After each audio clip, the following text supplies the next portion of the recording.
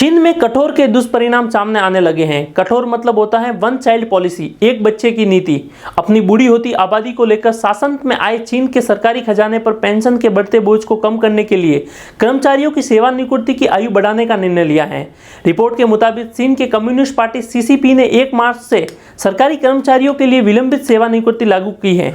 चीन की ओर से लिया गया यह फैसला 30 दिसंबर को चीन की कम्युनिस्ट पार्टी की स्टेट काउंसिल की ओर से जारी बुजुर्ग देखभाल सेवा प्रणाली के लिए 14वीं पंचवर्षीय योजना के तहत आया है।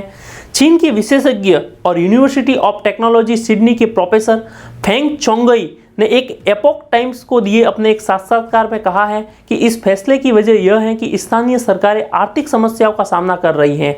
इस नीति पर 2013 से काम हो रहा था, मगर जबरदस्त विरोध की वजह से इसका कार्यान्वयन टलता रहा।